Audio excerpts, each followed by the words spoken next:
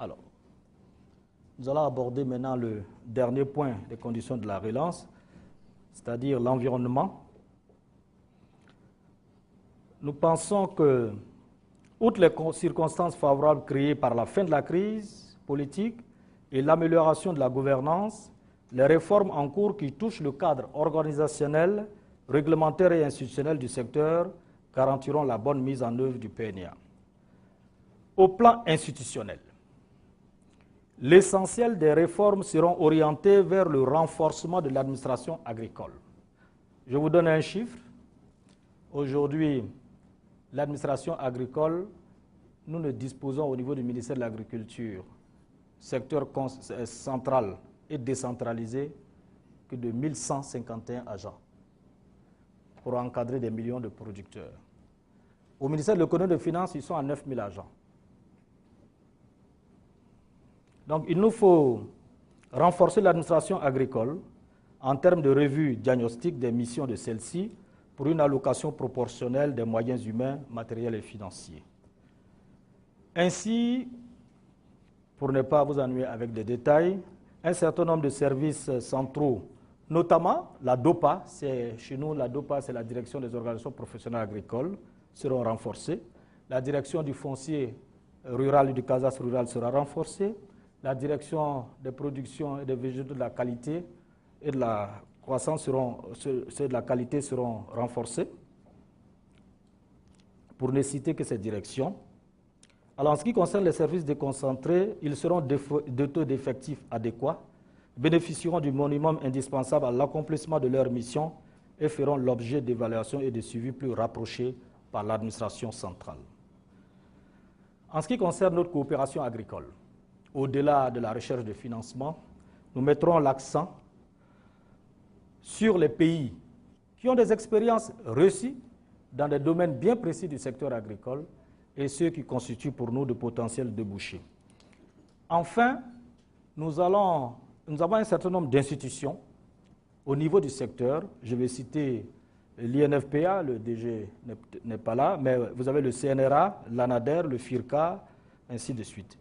Ce sont des institutions ou des structures qui font du bon travail, qui méritent d'être encouragées, et nous avons souhaité que ces structures-là fassent une évaluation, qu'elles-mêmes tirent les leçons de ce qu'elles ont fait depuis près de 10 ans, et dans ces conditions, il sera proposé des programmes de réforme pour ces structures.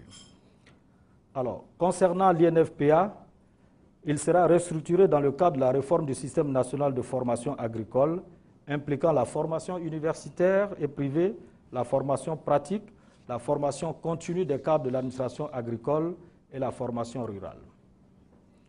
Le CNRA verra, de notre point de vue, son département de pédologie et de préservation des sols renforcé et son ancrage institutionnel réformé.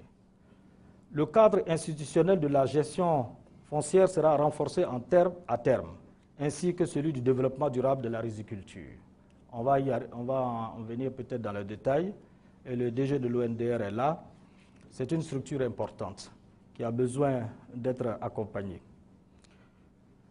Nous avons pris attache avec le ministère de l'Économie et des Finances, où nous souhaitons qu'il y ait une réforme du système bancaire public et privé pour permettre le financement des exploitations agricoles, y compris celles de type familial, par l'ouverture des guichets dédiés à l'agriculture et la spécialisation de certains établissements financiers dans le financement de l'agriculture. Ensuite, en liaison avec le ministre des Infrastructures économiques et celui des Finances et de l'économie, nous mettrons en place un système de financement rationnel et pérenne de création, de réhabilitation et d'entretien des pistes de desserte agricole. Enfin, toujours au niveau organisationnel, il nous faut réformer notre système de représentativité, de professionnalisation du monde paysan. Je le disais tout à l'heure, l'État s'est retiré. L'État s'est retiré au profit du secteur privé et des opérateurs, notamment les paysans. Nous pensons qu'à la date d'aujourd'hui, il nous faut revoir un peu tout le système d'organisation à ce niveau. Bon, je vous passe les détails, mais c'est un plan assez détaillé qui nous conduira depuis le recensement et l'identification des exploitations et des exploitants jusqu'à la mise en place de la Chambre d'agriculture. Toujours au plan organisationnel, les filières café-cacao, coton en anacarde, qui à elles seules concentrent plus de 2/3 des agriculteurs ivoiriens sur une superficie de 4 à 5 hectares en moyenne, verront leur structure de gestion réformée pour assurer aux producteurs un prix minimum garanti et les protéger des fluctuations trop prononcées des cours internationaux.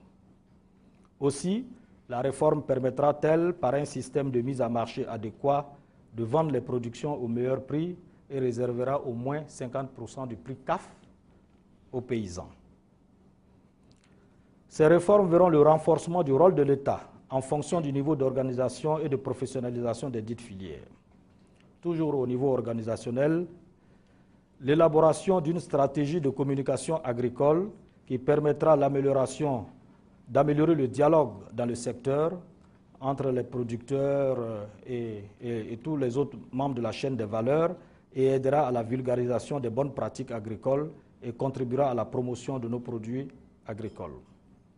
Maintenant, au plan réglementaire, il faut, pour assurer une cohérence et une stabilité de la gouvernance, et c'est très important, ici j'aborde une question de fond, il s'agit d'élaborer et de faire adopter une loi d'orientation agricole. Oui, je vais vous étonner, jusqu'à au-delà d'aujourd'hui, notre pays n'a pas encore sa loi d'orientation agricole. C'est la loi fondamentale du secteur, c'est de cette loi que tout le système réglementaire tire son origine. On a mis un peu la charrue devant le bœuf pour ce qui concerne un certain nombre de lois, je vais vous en parler tout à l'heure. Ensuite, il nous faut pas seulement mécaniser les exploitations pour réduire la pénibilité du travail, mais il nous faut vraiment un processus de modernisation et de valorisation du métier de l'agriculteur. C'est ainsi que nous allons proposer une loi portant définition et statut du métier d'agriculteur.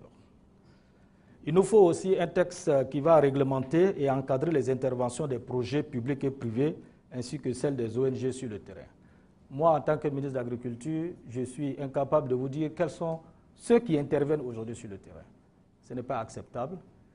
C'est bien, c'est certainement pour la bonne cause, mais c'est bon que nous nous assurons que tout ça se fait en cohérence avec la politique agricole qui est définie par l'État.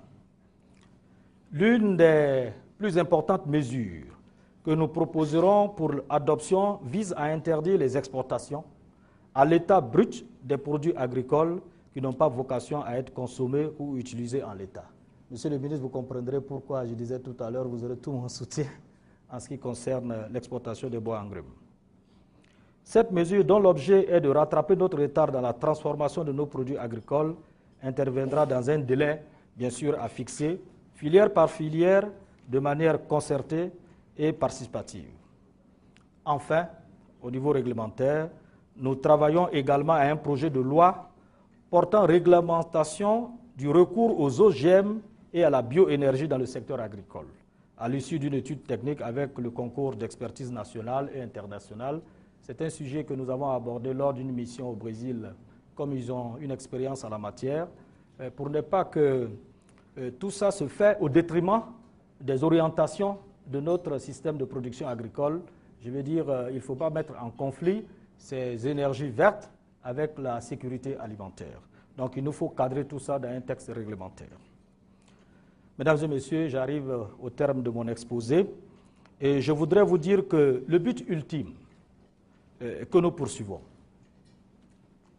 en faisant tout cet exercice, c'est une agriculture performante et compétitive en coût de production et en qualité pour répondre aux exigences du marché national, sous-régional et international.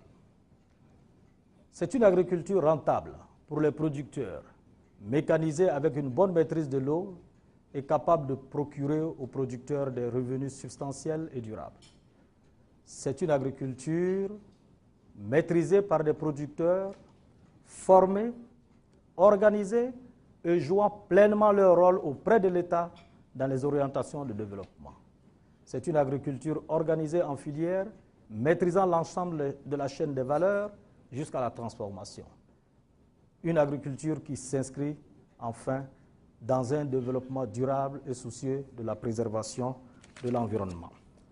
Mesdames et messieurs, nous n'avons pas la prétention d'y arriver, mes collaborateurs et moi, le temps de notre passage au département de l'agriculture. Mais nous souhaitons avoir le mérite d'avoir rouvert ce chantier et de le porter à un niveau tel que l'atteinte du but susvisé devienne irréversible. Je vous remercie.